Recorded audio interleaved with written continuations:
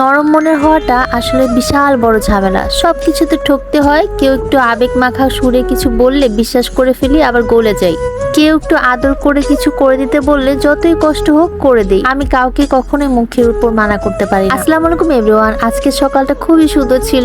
কিছুদিন ধরে আমার কপালে কিছু একনি বা বাম্পস দেখতে পাচ্ছি, তাই আমি স্কিন ওর এন্টি একনি ফোম ফেস ওয়াশটা ইউজ করতেছি। মাশাআল্লাহ, এটা অনেক ভালো কার্যকরী। আমার মাত্র 3 দিনে এটা স্কিনের একটু প্রবলেম সলভ হয়ে গেছে। দেন সকালে আমি উঠে এই চাটা খাই, ডায়াবেটিস চা যেটাকে বলে। আলহামদুলিল্লাহ আমার কোনো ডায়াবেটিস নাই, তবে আমি আর আম্মু দুজনে মিলে এই চাটা খাই। এই ডায়াবেটিস চাটা হচ্ছে কি হজম শক্তি বাড়ায়, ব্লাড পরিষ্কার রাখে। এটা গাইস অনেক বেশি তিতা, আমি এর জন্য এক ঢুকে খেয়ে ফেলার চেষ্টা করি। খাওয়ার পরে আমার চেহারার বারো অবস্থা হয়ে যায় গাইস। যাই হোক, আমি আর আম্মু প্রতিদিন নিয়ম করে এটা খাচ্ছি। তোমরা আমার পেজেই পেয়ে যাবা ব্লেসিং উইথ নাইলাতে। তোমাদের যাদের মামা চাচা খালা মা বাবা যাদের ডায়াবেটিস থাকে, তোমরা কিন্তু এই চাটা নিয়ে নিতে পারো, অনেক বেশি উপকারী। আমার বাসার লতি আমি এরকম স্টিলের ছাল দিয়ে পরিষ্কার করি, এটা খুবই কার্যকরী। নেক্সট, আমি গোসল করার পরে আমি একটা টোনার ইউজ করি।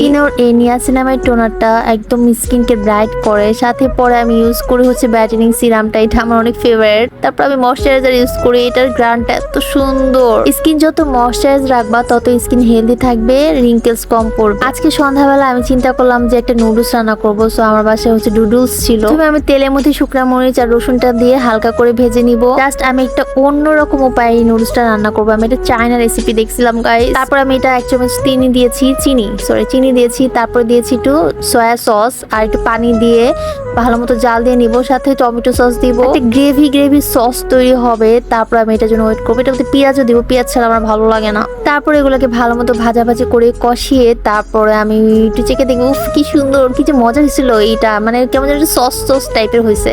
দেন আমি একটু ভালোবাসা দিয়ে নাড়াচাড়া করতেছিলাম। তারপর আমি একটা ডিম দিয়ে দিলাম। ডিমটাকে নিয়ে আমি এটাকে ভাজাভাজি করবো। একটু ভাজা হয়ে গেলে তারপর কি সুন্দর একটা ফ্লেভার আসতেছিল। দেন আমি আমার নুডলসটা দিয়ে দেবো। ওইটার আগে আমি পানিও দিয়ে দিচ্ছি অল্প একটু, কারণ এই পানির মধ্যে আমি 2টা নুডলস সিদ্ধ করবো। আমাদের 2টা নুডলসে হয়ে যায়, আর নুডলসে অনেক পরিমাণ নুডলস থাকে। দেন নুডলসের যে মশলা ছিল সেটাও দিয়ে দিয়েছি। এখন মিক্সড হয়ে যাচ্ছে, আর এটা থেকে একটা সুন্দর স্মেল আসতেছিল। আর দেখো, আমি আজকে যে নুডলস রান্না করবো সেটা হচ্ছে গিয়ে হালকা একটু কাঁচামরিচ দিলাম, আর সাথে একটু সসটা বেশি করে দিলে না অনেক মজা লাগে। আর কাঁচামরিচের লাস্টের ফ্লেভারটা সেই। যেহেতু আমার নুডলসটা আমি একটু জুসি করবো, একদম শুকনা করবো না, তাই আমি একটু পানি রেখেছিলাম হালকা হালকা, আর খাচ্ছিলাম আর মজা পাচ্ছিলাম। যাই হোক, এইভাবে করে নুডলস তোমরা রান্না করে দেখতে পারো। আমি সবসময় নুডলস একরকম করে খাই না, মাঝে মাঝে আমি ডিম দিয়ে খাই, মাঝে মাঝে সবজি দিয়ে খাই। প্রত্যেকটা খাবারে আমি আলাদা ভাবে ডিফারেন্টলি খেতে পছন্দ করি। সো গাইস, রাতে কিন্তু খেলা আছে, খেলা দেখবো আর নুডলস খাবো, এর জন্য নুডলস বানানো। আল্লাহ হাফেজ, সবাইকে ভালো থেকো।